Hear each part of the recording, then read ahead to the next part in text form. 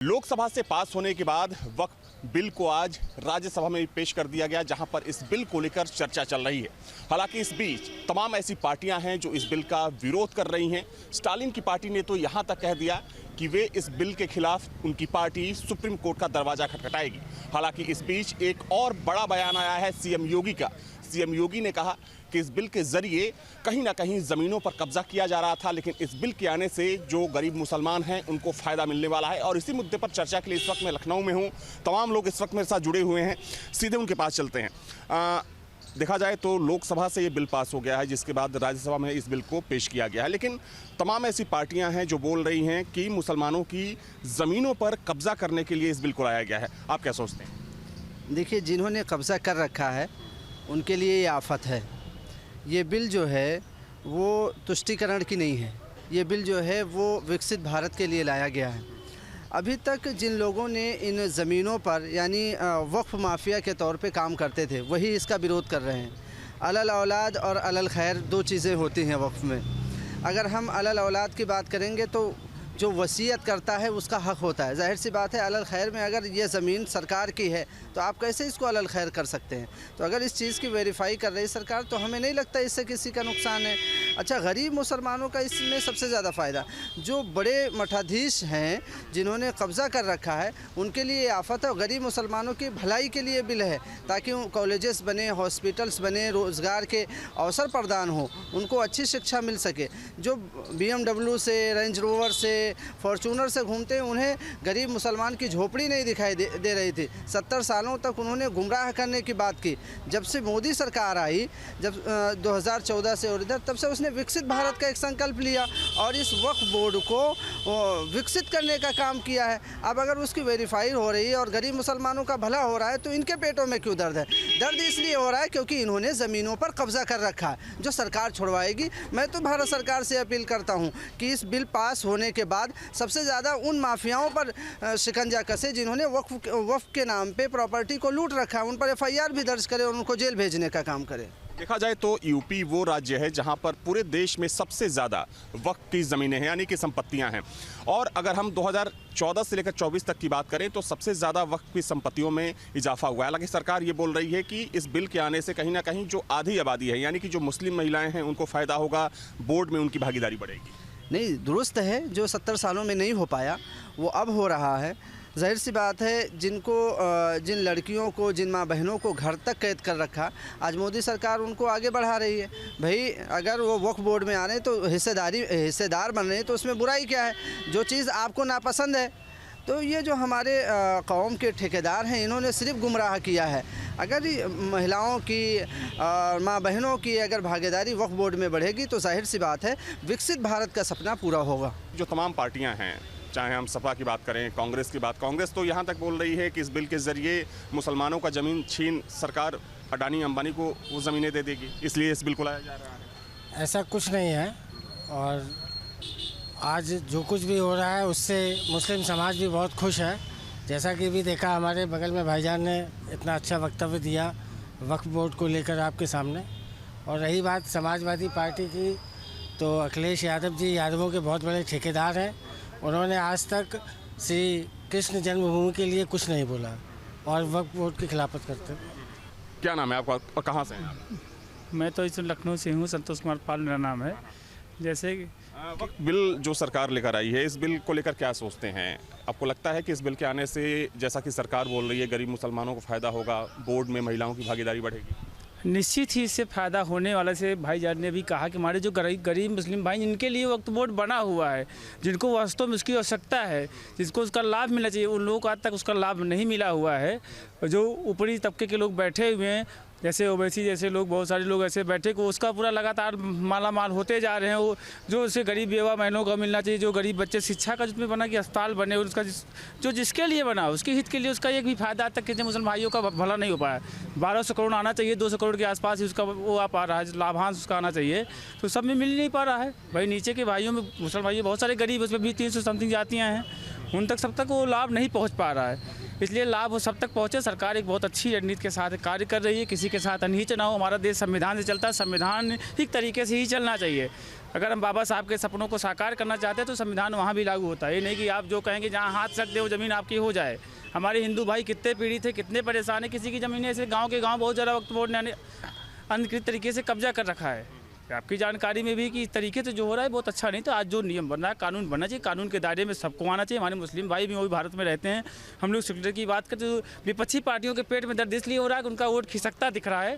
जो आज जब गरीब भाइयों को लाभ मिलेगा तो उनको आज उनके पेट में दर्द, चाहे अखिलेश यादव चाहे कांग्रेस, उनको पेट में दर्द हो रहा है, इसलिए दर्द हो रहा है, उनका वोट खिसकता दिख रहा है उनको। ऐसे मुस्लिम संगठन हैं जिनका बयान कल सामने आया इस बिल के पास होने के बाद कि विपक्षी नेताओं ने सदन में ठीक से आवाज़ नहीं उठाई, इसलिए सदन से ये बिल पास हो गया।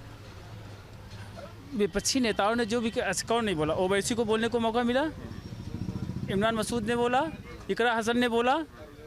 अब इससे बड़ा तो जो था सांसद जो है वो तो बोलेगा ही बोलेगा। उनको पक्ष रखने का पूरा मौका, जितना बड़ा इतने घंटे का अवसर दिया गया, उस बीच में उन्होंने रखा। रात में 2 बजे के आसपास समथिंग बिल पास हुआ है, तो इतना अवसर दिया गया, उस बीच आपने डिबेट तो किया। जितने मुस्लिम भाई सबको, कश्मीर से बोले, जो मुस्लिम सांसद वहाँ पे थे उन्होंने बोला अच्छे से, पक्ष भी अपना रखा। सरकार ने सबका पक्ष सुनते हुए फैसला हुआ। 288 वोट अगर मिले हुए हैं वही ठीक है, हमारी सत्ता, लेकिन हमने किसी से अन्याय नहीं, उनका भी उनकी बातों को सुनी सरकार ने बाकायदे, सुनते हुए जो चीज़ है उसका पक्ष बाकायदे आपने जो कहा, सबका 100 क्वेश्चन समथिंग आया तो 100 को 100 जवाब मिला वहाँ पे। आप क्या सोचते हैं? चूँकि विपक्ष का ये कहना है कि इस बिल के ज़रिए मुसलमानों की जो ज़मीनें हैं सरकार उस पर कब्जा करना चाहती है और उन ज़मीनों को बड़े उद्योगपतियों में बांटना चाहती है। नहीं, जो ये कल फैसला आया है वक्फ बोर्ड का, ये बहुत ही ऐतिहासिक और ये मतलब ये एक मिसाल कायम करेगा। और मैं आपको 2-3 मुद्दे इसमें जो है गिनाऊँ जो इसमें महत्वपूर्ण है। इसमें महिलाओं की भागीदारी बढ़ी है। पहले जो है महिलाओं की भागीदारी नहीं होती थी।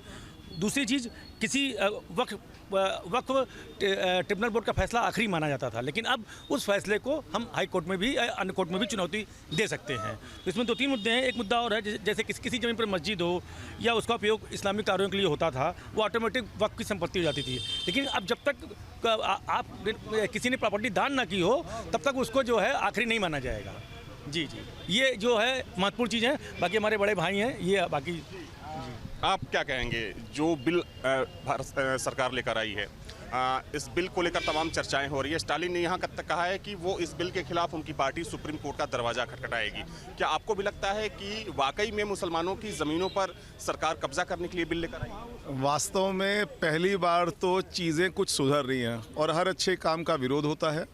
ये कुछ दुष्ट लोग जिन्होंने सारा जीवन इस प्रकार से कब्जा करके, कुछ माफियाओं ने गठजोड़ करके वक्फ बोर्ड नाम की एक संस्था रेगुलाइज कर रखी थी और वास्तव में उस पर अवैध कब्जे थे, उनके द्वारा ज़मीनों पे अवैध कब्जे थे।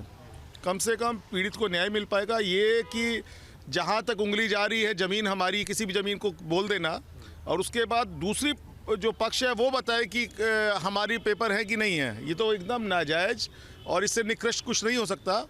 किसी भी व्यक्ति के पास एविडेंस एक्ट में क्लियर है कि जो व्यक्ति किसी बात को कहता है उसका सबूत देता है। तो वक्फ बोर्ड कह रहा है हम कोई भी ज़मीन कब्जा कर लेंगे, तुम सबूत दो, तो ये नाजायज़ है। इसको बहुत अच्छा किया, ट्रिब्यूनल को सुधारा और साथ में इसमें लर्नेड पीपल आएंगे, इसमें MP MLO को जो किया वो बहुत अच्छा किया और दूसरे धर्म के लोग भी इसमें इन्वॉल्व होंगे। तो मुझे लगता है कि कहीं ना कहीं ट्रांसपेरेंसी आएगी और मोदी जी इसमें वास्तव में युग पुरुष के रूप में से याद किया जाएगा।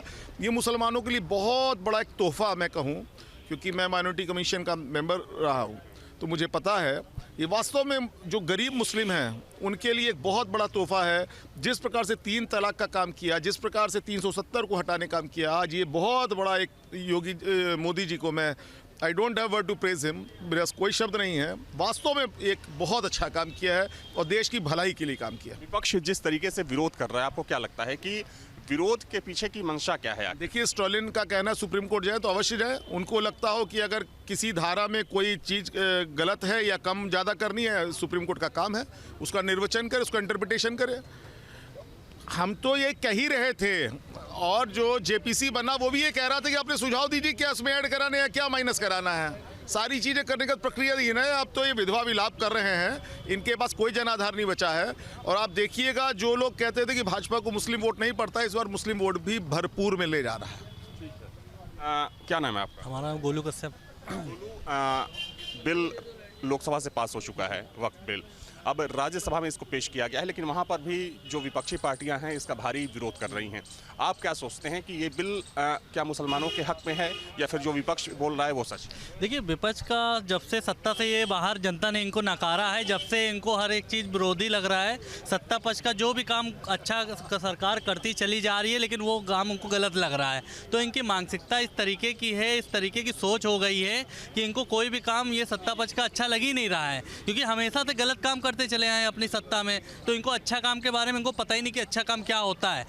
चाहे वो वक्फ बोर्ड का बिल पास करने की बात करी गई थी, अभी इनके जो है परसों तक इनके जितने प्रवक्ता थे सब वो बोल रहे थे कि मोदी के अंदर दम नहीं है कि बिल पास हो जाए। मोदी के अंदर तो इतना बड़ा दम है कि पाकिस्तान घूम के अकेले चले आए। तुम इसी से अंदाज़ा लगा लो, 370 तुम्हारी पीढ़ियाँ निकल गई, नहीं हटवा पाए। और बात करते हो कि मोदी के अंदर दम नहीं है। मोदी के अंदर तो इतना दम है कि तुम्हारी 7 पुश्तें नहीं अब सत्ता में आने वाली हैं। भविष्य में आप भूल जाइए कि सत्ता पक्ष में कभी आप बैठेंगे। अखिलेश यादव बोल रहे हैं कि सरकार का एक सूत्रीय एजेंडा है मुसलमानों को परेशान करना। देखिए, अखिलेश यादव जी हमेशा मुसलमान भाइयों को यूज़ करते चले आए हैं। कभी उनको ना पढ़ाई के मामले में कभी आगे बढ़ाया गया है, और मदरसे खोल के कांग्रेस ने इस तरीके के उनको पढ़ाई करवाई है कि हमें आज तक ये नहीं समझ में आया है कि इनकी सरकारों मदरसे में ऐसा क्या एक किताब में पढ़ाया जाता था। इंजीनियर बनने के लिए हज़ारों किताब पढ़ी जाती थी, जो बिल्डिंग तैयार करी जाती थी।